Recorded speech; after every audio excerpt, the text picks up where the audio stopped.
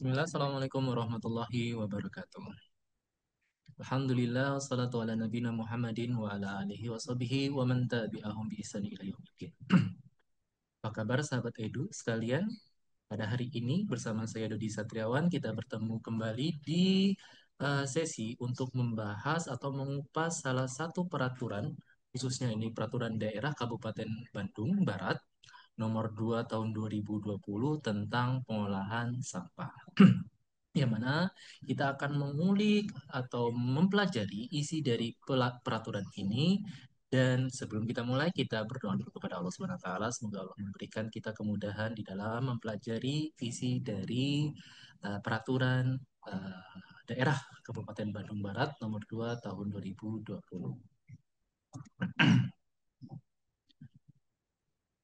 Pada sesi pertama ini adalah sesi perdana untuk pembahasannya. Perda ini kita akan memahami terlebih dahulu ketentuan-ketentuan umum atau pengertian-pengertian yang ada di dalam peraturan Perda nomor 2 tahun 2020.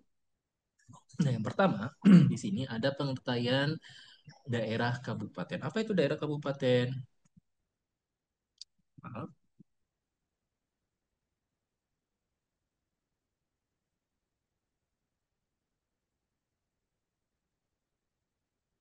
Daerah kabupaten itu adalah daerah Kabupaten Bandung Barat. Berarti di sini yang dimasuk di dalam peraturan daerah ini, kalau ada nanti disebutkan ada disebutkan kata daerah kabupaten, maka yang dimaksud adalah daerah Kabupaten Bandung Barat. Yang kedua itu adalah pemerintah daerah. Apa maksud pemerintah daerah yang ada di dalam peraturan ini, perda ini, yaitu bupati sebagai unsur penyelenggaraan pemerintahan daerah yang memimpin pelaksanaan urusan pemerintahan yang menjadi kewenangan daerah otonominya. Jadi di sini yang dimaksud dengan pemerintah daerah itu adalah si bupatinya ini ya, Bupati Kabupaten Bandung Barat. Ini yang dimaksud dengan pemerintah daerah. Lalu di sini juga disebutkan Dinas Lingkungan Hidup yang selanjutnya disingkat oleh DLH adalah perangkat daerah yang membidangi pengolahan sampah. Jadi DLH yang dimaksud di dalam peraturan ini adalah si perangkat desa, perangkat daerah yang membidangi pengolahan sampah. Selanjutnya desa. Desa itu merupakan kesatuan masyarakat hukum. Nanti di sini ada kesatuan ya, kesatuan masyarakat hukum yang memiliki batas wilayah yang berwenang untuk mengatur dan mengurus kepentingan masyarakat setempat berdasarkan asal-usul dan adat istiadat yang diakui dan dihormati dalam sistem pemerintahan Negara Kesatuan Republik Indonesia. Jadi di sini desa itu adalah ya kesatuan masyarakat umum, ada jadi sejumlah masyarakat hukum yang memiliki batas wilayah. Berarti ada batas wilayah di sini untuk suatu desa itu sendiri yang berwenang untuk mengatur dan mengurus kepentingan masyarakat setempat berdasarkan asal-usulnya dan adat istiadat yang diakui dan dihormati dalam sistem pemerintahan Negara Kesatuan Republik Indonesia. Itu desa. Masih umum banget ya. Nah, baru sekarang kita masuk ke masalah inti dari si si peraturan ini, Perda ini. Maksudnya masalah inti adalah pengertian-pengertian yang nanti akan digunakan tentang pengolahan sampahnya. Nah, di sini ada pengertian yang pertama, sampah. Sampah menurut Perda merupakan sisa kegiatan sehari-hari manusia dan atau proses alam yang berbentuk padat. Nah, di sini ya, di Perda ini dijelaskan bahwa sampah itu pertama adalah bentuknya padat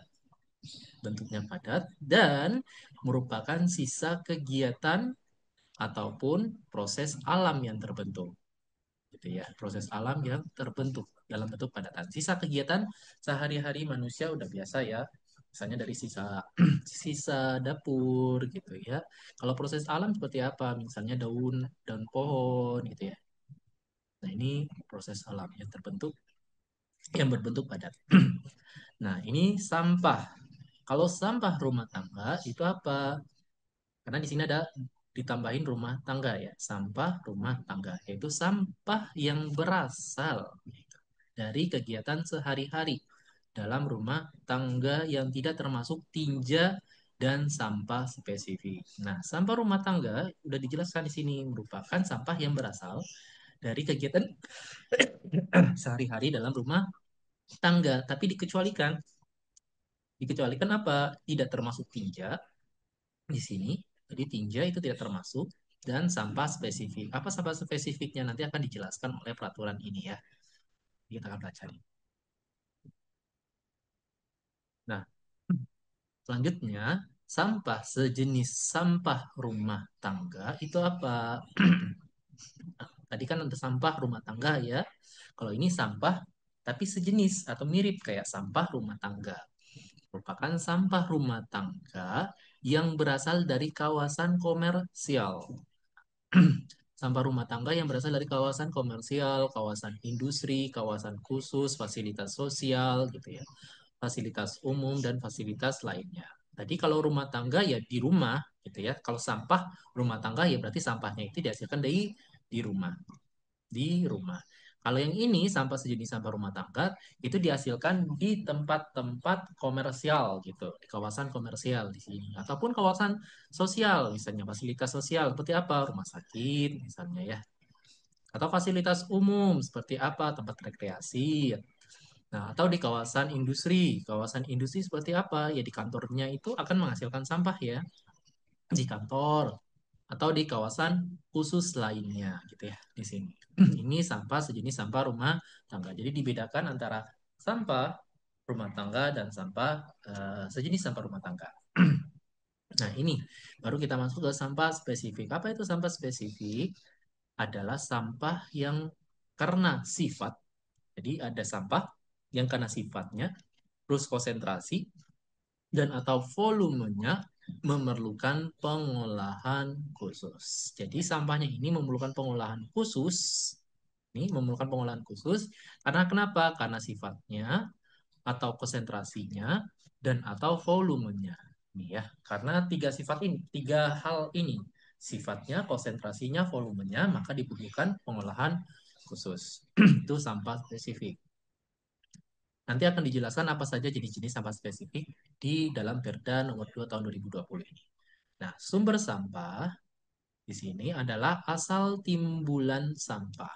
Jadi kalau sumber sampah, kalau tadi kan sampah rumah tangga, sampah sejenis rumah tangga, sampah spesifik gitu. Kalau ini sumbernya, sumber sampah itu apa? Itu adalah asal. Di asal ya, sumber adalah asal, timbulnya sampah. Lalu di sini tempat sampah rumah tangga dijelaskan tempat. Ada penambahan tempat sampah rumah tangga. Tadi kalau sampah rumah tangga adalah sampah yang dihasilkan di rumah tangga, di rumah ya, di rumah tangga. Kalau ini tempat sampah rumah tangga itu apa? Yaitu wadah penampungan sampah yang berupa bak, bin, tong, kantong, atau keranjang sampah. Jadi tempat wadahnya ya, tempat wadah tempat penampungan sampah. Itu tempat sampah rumah tangga. Jadi bisa berbentuk bak, bintong, kantong, keranjang, sampah. Nah, selanjutnya adalah orang. Orang itu apa? Orang adalah orang perorangan, kelompok orang, dan atau badan hukum. Sampai dijelaskan ya orang. Orang itu apa di dalam peraturan ini. Jadi orang itu di sini bisa perorangan atau kelompok orang atau dalam bentuk badan hukum. Pengolahan sampah. Nah, kalau tadi adalah jenis-jenis sampahnya gitu. Jenis sampahnya berdasarkan asal ya. Kalau sekarang pengolahan sampahnya. Pengolahan sampah adalah kegiatan yang sistematis. Berarti ada kegiatan sistematis ya di dalam ada step by stepnya di dalam pengolahan sampah tersebut. Menyeluruh dan berkesinambungan yang meliputi pengurangan dan penanganan sampah. Nah, jadi kalau pengolahan sampah di sini itu adalah kegiatan yang sistematis ya, ada step by stepnya, terus menyeluruh dan berkesinambungan yang meliputi pengurangannya, dikurangin sampahnya, Atau kalau tidak bisa dikurangi sampahnya, berarti ada penanganan khusus. Penanganan sampahnya itu bagaimana? Selanjutnya, tempat penampungan sementara atau disingkat dengan TPS. Nah, ini sering banget ya. Sering banget kita ketemu TPS, TPA. Nah, ini apa nih? TPST gitu ya, nanti di sini ya. Ini TPS, tempat penampungan sementara, adalah tempat sebelum sampah diangkut ke tempat pendauran ulang atau pengolahan dan atau tempat pengolahan sampah terpadu. Jadi tempat tempat sampah itu nangkring dulu gitu ya istilahnya. Tempat sampah itu dikumpulkan terlebih dahulu. Jadi TPS itu adalah tempat sebelum sampah diangkut ya, atau tempat sampah itu diletakkan terlebih dahulu, nangkring dulu atau ya ditaruh terlebih dahulu gitu. Itu TPS. Lalu di sini tempat pengolahan sampah. Karena ini tadi ada penampungan ya. Makanya di sini ada penampungan. Penampungan. Kalau penampungan ya berarti kan tempat pesinggahan sampah itu sendiri gitu ya. Belum ada pengolahan. Tuh, kalau ini ada kata pengolahan, berarti sudah ada nih sampahnya itu dirubah atau diolah gitu ya. Pengolahan sampah terpadu yang disingkat dengan nantinya TPST. Tempat pengolahan sampah terpadu adalah tempat dilaksanakannya kegiatan pengumpulan. Berarti ada pengumpulan juga nih. Pengumpulan, lalu setelah di pengumpulan dia apa? Dipilah, pemilahan, terjadi pemilahan. Lalu ada penggunaan ulang sampahnya. Kalau misalnya masih layak digunakan ulang sampahnya.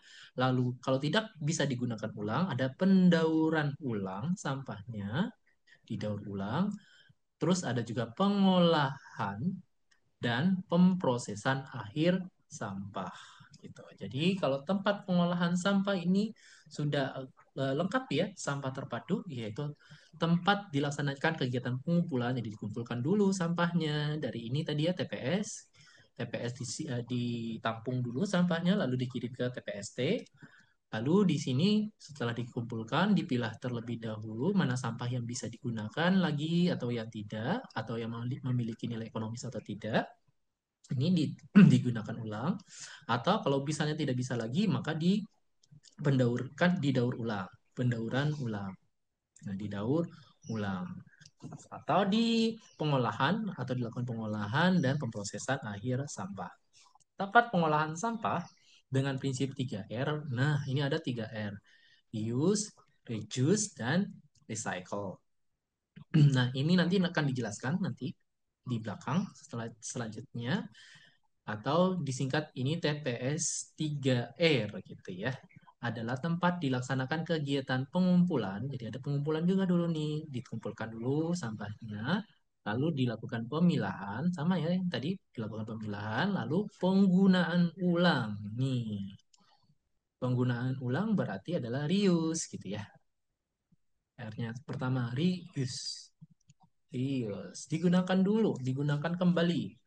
Reuse ya, iya reuse. Us kan menggunakan, re kembali kan, menggunakan kembali, menggunakan ulang atau dan pendauran ulang skala kawasan tadi bisa recycle gitu, recycle gitu ya, pendauran ulang skala kawasan. Ini TPS 3R. Lalu TPA atau tempat pemrosesan akhir di sini ada kalau ini pengolahan ya, ada pengolahan, pengolahan. Kalau ini pemrosesan. Berarti ada pemrosesan akhir. Berarti ini tempat akhirnya si sampah itu dilakukan pengolahannya. Yang selanjutnya disingkat TPA adalah tempat untuk memproses dan mengembalikan sampah. Nah, mengembalikan sampah ke media lingkungan secara aman bagi manusia dan lingkungan. Jadi pemrosesan akhir TPA itu adalah tempat pemrosesan atau pengembalian sampah ke media lingkungan secara aman bagi manusia dan lingkungan. Bagaimana nantinya prosesnya itu atau mengembalikan sampah ke media lingkungan secara aman bagi manusia dan lingkungan nanti akan dibahas di peraturan ini ya. Lalu kompensasi. Kompensasi itu adalah pemberian imbalan. Jadi diberikan pemberian imbalan kepada orang yang terkena dampak negatif. Nah, di sini. Bila kita dapat dampak negatif apa yang ditimbulkan oleh kegiatan? Yang ditimbulkan oleh kegiatan penanganan sampah di tempat TPA, tempat pemrosesan akhir sampah, maka kita dapat kompensasi. Itu artinya kompensasi ya. Jadi pemberian imbalan, imbalan kepada orang yang terkena dampak negatif akibat penanganan sampah di tempat TPA. Lalu di sini ada stasiun peralihan antara. Berarti ada stasiun. Bukan hanya stasiun kereta, tetapi di sini ada stasiun tempat peralihan antara.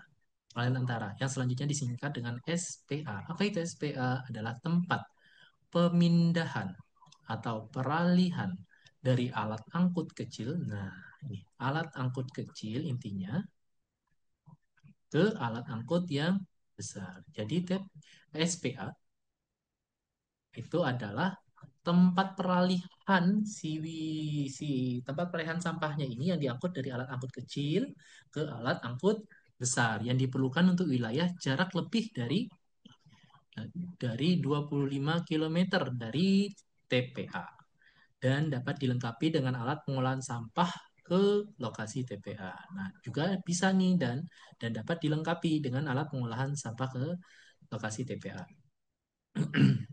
Berarti stasiun, namanya stasiun ya tempat berhenti tadi kan, tempat berhenti. Tempat berhenti apa? Tempat berhenti si sampahnya ini. Jadi ada gerobak, gerobak kecil-kecil misalnya diangkut dari suatu RT gitu atau RW. Lalu biasanya gerobak kecil itu kan mengangkut sampah yang banyak. Lalu gerobak itu akan ditaruhkan di satu tempat gitu ya, di satu tempat pemindahan atau peralihan. Nah, mungkin teman-teman ada melihat itu ya, gerobak-gerobak kecil, tempat pemindahan atau peralihan. Nah, lalu setelah itu, biasanya pagi-pagi gitu, ada nih alat angkut yang besar, misalnya truk gitu ya. Truk sampah itu datang untuk mengangkut sampah yang ada di gerobak-gerobak kecil itu tadi. Nah, itu yang disebut dengan SPA, tempatnya itu ya.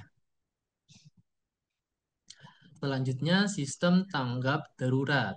Nah, sistem tanggap darurat atau pengertiannya merupakan serangkaian kegiatan yang dilakukan dalam rangka pengendalian yang meliputi pencegahan dan penanggulangan kecelakaan akibat pengolahan sampah yang tidak benar. Jadi, sistem tanggap darurat masuknya yang dimaksud oleh Perda nomor 2 tahun 2020 ini itu adalah suatu serangkaian kegiatan untuk apa? Untuk pengendalian yang mencegah dan menanggulangi kecelakaan akibat pengolahan sampah yang tidak benar. Misalnya tadi di tempat TPA atau di tempat SPA, stasiun SPA tadi ya, di sini SPA, stasiun peralihan antara, misalnya di sini eh, kan ada nih sampah-sampah yang hanya tempat peralihan saja di sana. Mungkin banyak orang yang lalu lalang gitu sambil merokok gitu.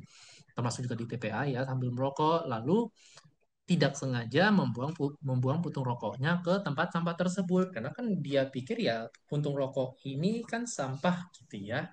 Jadi dia langsung buang ke tempat sampah tersebut. Sedangkan di dalam sampah tersebut ada bahan-bahan yang mudah terbakar sehingga terjadilah potensi akan terjadinya kebakaran di situ. Nah, disinilah dibutuhkan sistem tanggap darurat ya, sistem tanggap darurat untuk mengendalikan yang meliputi pencegahan dan penanggulangan kecelakaan akibat pengolahan sampah yang tidak benar.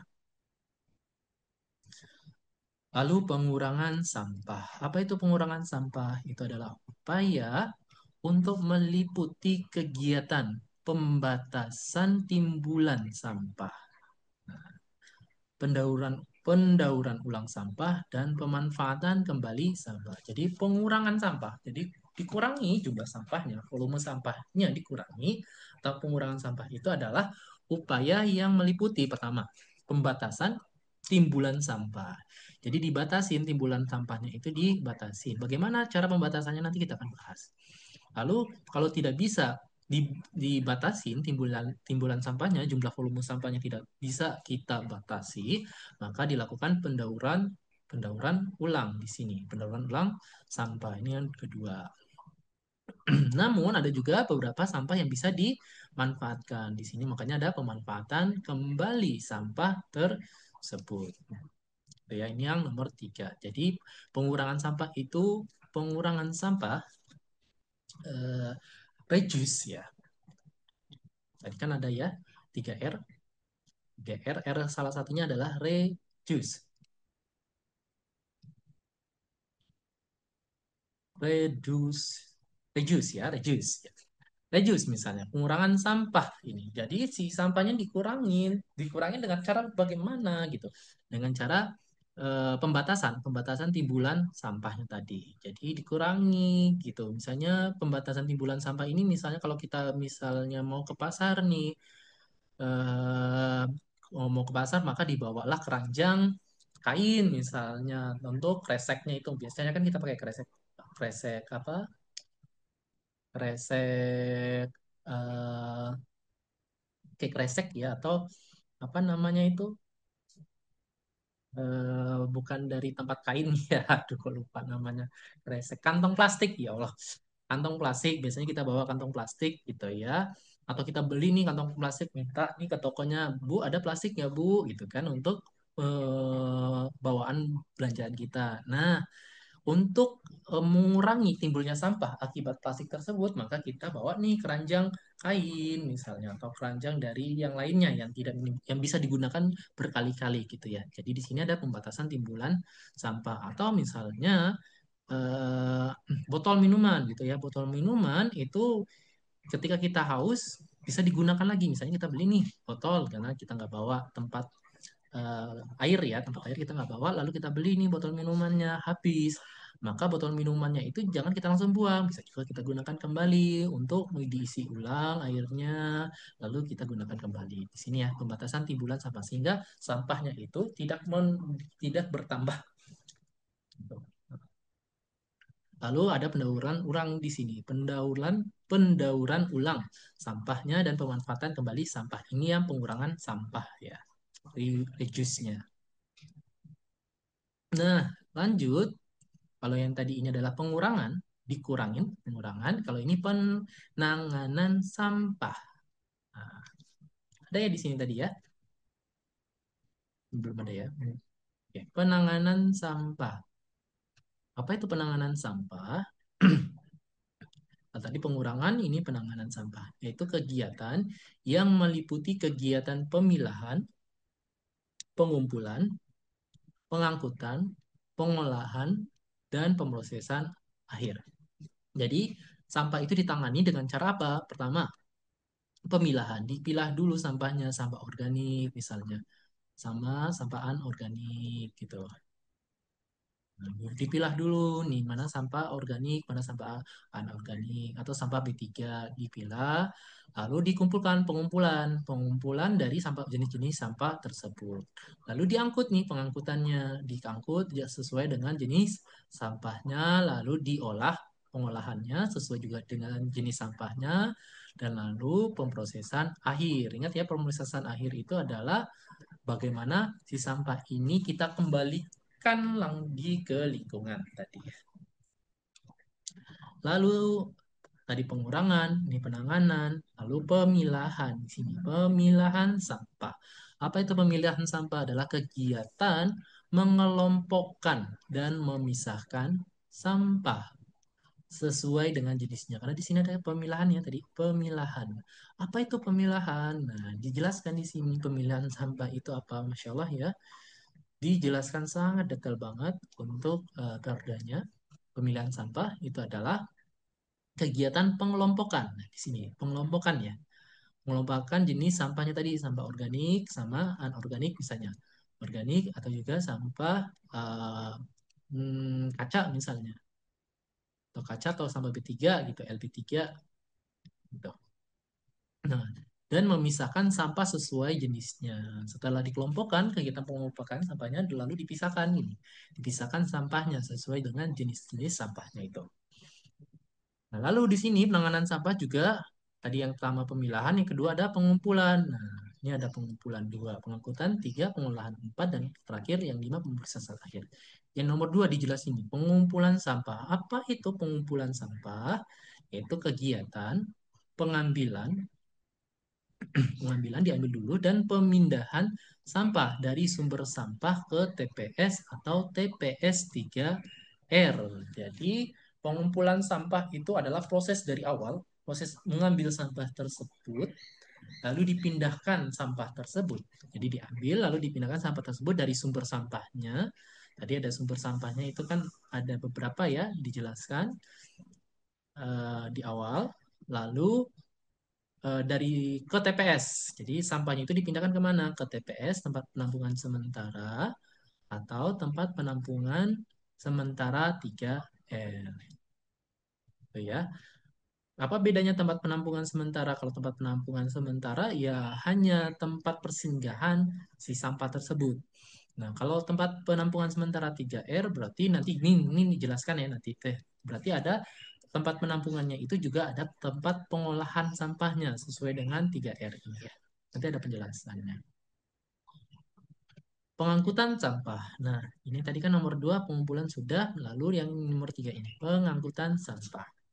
Apa pengangkutan sampah? Pengangkutan sampah adalah kegiatan membawa sampah dari sumbernya dan atau TPS atau TPS 3R. Jadi si pengangkutan sampah itu ya dibawa sampahnya itu dari sumbernya. Dari sumbernya itu bisa dari ya sumbernya dari rumah tangga atau dari sampah sejenis rumah tangga gitu, misalnya perkantoran tadi ya, tempat rekreasi gitu sumbernya dan atau dari TPS ini. TPS, kenapa TPS? Karena ya tadi sampah kan cuma menumpang, menumpang lewat, numpang netap aja di situ ya, numpang ditaruhkan saja di sana TPS, lalu di TPS 3R di sini ya. Nah, TPS 3R kalau ini yang sudah ada pengolahan sederhananya 3R menuju tempat penampungan sementara terpadu atau TPA, tempat penampungan akhir, dengan menggunakan kendaraan bermotor atau tidak bermotor yang didesain untuk mengangkut sampah. Nah, ini ya. Jadi pengangkutan sampah ya. Padahal kita apa secara kata-kata saja kan kita sudah paham ya pengangkutan sampah gitu. Tapi di sini di Perda ini dijelaskan sangat detail sekali pengangkutan sampah itu ya bisa dari sumbernya tadi dari rumah atau dari tempat rekreasi atau dari tempat sumber asal sampah tersebut atau juga bisa dari TPS atau TPS 3R menuju TPST atau TPA. Lalu nah pengolahan sampah. Pengolahan sampah ini yang nomor 4 ini. Pengolahan sampah. Pengolahan sampah adalah kegiatan mengubah karakternya. Nah, pengolahan. Jadi sudah ada diolah nih. Kata-katanya olah, mengolah. Jadi mengubah karakteristiknya. Sampahnya diubah karakteristiknya, komposisi dan atau jumlah sampahnya. Nah, selain tadi jumlah sampahnya dikurangi, termasuk juga mengubah karakteristik dan komposisinya. Misalnya apa nih pengolahan sampahnya? Ya bisa misalnya pembuatan pupuk gitu ya. Gitu. Pupuk ya dari sampah organik misalnya yang simple ya. Kan karakteristiknya akan berubah sampah tersebut. Begitu juga misalnya sampah organik ini bisa kita olah menjadi biogas gitu ya. Biogas misalnya. Nah, karakteristiknya sudah berubah dari pengolahan sampah tersebut. Termasuk juga komposisinya. Komposisi dari sampah tersebut akan berubah menjadi pupuk dan biogas misalnya. Lalu pemrosesan akhir sampah ini yang terakhir ini ya. Pemrosesan akhir nomor 5 dijelaskan nih di sini. Penanganan sampah. Apa itu pemrosesan akhir sampah? Itu adalah kegiatan pengembalian sampah dan atau residu hasil pengolahan sebelumnya. Jadi hasil pengolahan dari sini, pengolahan sampah yang ini tadi hasil residunya itu dikembalikan ke lingkungan secara aman ya. Jadi pemrosesan akhir itu adalah hanya mengembalikan hasil hanya mengembalikan sisa sampah atau kegiatan pengembalian sampah atau tadi sisa sampah yang sudah diolah itu dikembalikan ke lingkungan secara aman. Itu pemrosesan akhir sampah. Nah, ini baru dijelaskan reduce, reuse, dan recycle. Tadi kan reduce berarti mengurangi tadi, reuse digunakan ulang, recycle berarti diolah tadi ya, didaur ulang, recycle. Atau disingkat dengan 3R adalah kegiatan pengurangan sampah. Nah, kegiatan pengurangan sampah dengan cara apa? Dengan cara pertama mengurangi. Ini yang reuse, ini yang reuse ya. Reduce maaf. Ini yang reduce, mengurangi. Lalu memakai ulang. Berarti ini yang reuse. Atau memanfaatkan kembali. Memanfaatkan kembali ini ya sama dengan yang reuse tadi ya. Nomor dua. Dan mendaur ulang. Ini yang recycle. Oke. Bank sampah. Apa itu bank sampah? Bank sampah adalah tempat. Nah, ini kan sering banget ya di beberapa RT atau RW kita temuin ada bank sampah, ada bank sampah. Apa itu bank sampah? Nah, ini dijelaskan oleh Perda. Tempat pemilahan di sini, tempat pemilahan dan pengumpulan sampah. Nanti ada tempat pemilahan di situ dan pengumpulan sampah yang dapat didaur ulang, yang dapat didaur ulang dan atau digunakan ulang yang memiliki nilai ekonomi. Nah, intinya di sini yang memiliki nilai ekonomi. Makanya di sini ada namanya bank gitu kan. Kalau namanya bank kan tempat penyimpanan uang ya. Nah, begitu juga di sini. Sini ini tempat penyimpanan sampah, tempat pengumpulan sampah. Kan bank kan juga mengumpulkan uang ya, mengumpulkan uang gitu ya. Dan dipilah nggak uang di bank? Iya dong. Dipilah misalnya 10.000, 5.000, 100.000, 50.000 itu kan dipilah-pilah. Begitu juga di tempat bank sampah. Bank sampah ini juga memilah jenis sampah itu yang mana sampahnya tersebut bisa didaur ulang dan atau digunakan kembali, gitu ya. Yang tadi memiliki nilai ekonomi. Misalnya seperti apa? Misalnya kalau yang di bank sampah, kalau yang didaur ulang itu adalah botol plastik gitu ya. Botol plastik, misalnya kaca-kacaan gitu.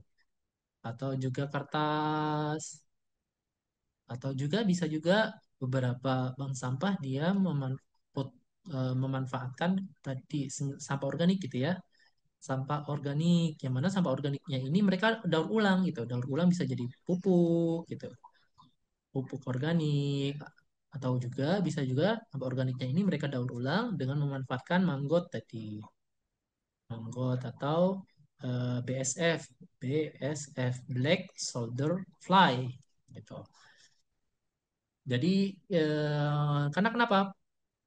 Pupuk organik kan bisa bermanfaat, menghasilkan nilai ekonomi. Begitu juga BSF atau ulat manggot atau Black Soldier Fly, ini lalatnya, itu sejenis lalat itu juga bisa dijual memiliki nilai ekonomi baik dari telur lalatnya, telur BSF-nya itu bisa dijual, begitu juga manggotnya ulatnya itu bisa dijual juga.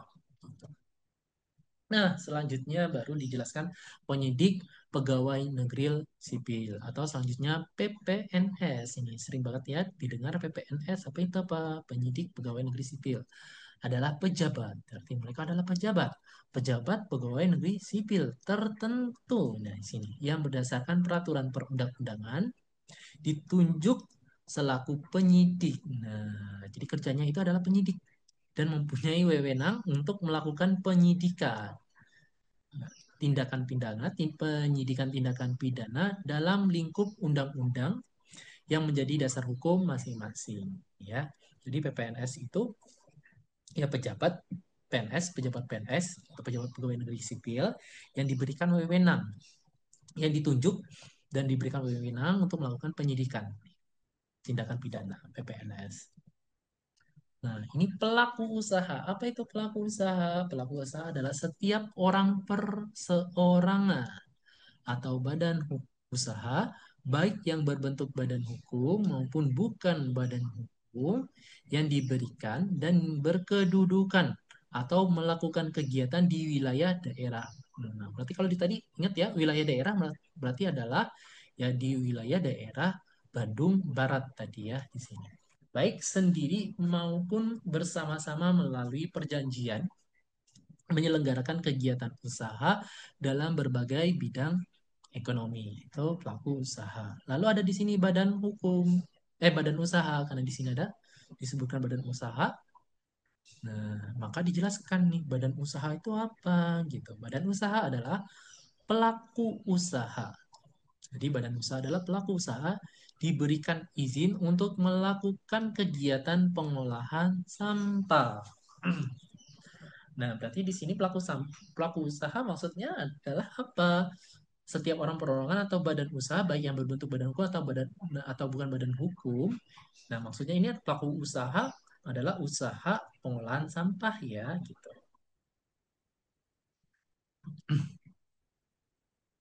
Oke, selanjutnya pada sesi video berikutnya, pembelajaran berikutnya kita akan membahas tentang azas dan tujuan pengolahan sampah. Eh, Demikian dari sesi pembelajaran kita pada sesi pertama ini untuk membahas atau membedah peraturan daerah Kota Bandung Barat nomor 2 tahun 2020 yang nanti insya Allah kita akan lanjutkan di sesi berikutnya dan akan ada beberapa sesi pembelajaran di peraturan daerah ini. Bila ada kata-kata yang salah, saya mohon maaf. Bila ada yang ingin ditanyakan bisa ditanyakan di kolom pertanyaan atau kolom komentar di bawah video ini. Terima kasih. Saya tutup dengan doa kafaratul majelis wa nakallahumma bihamdika asyhadu an la ilaha illa anta astaghfiruka wa atubu ilaik.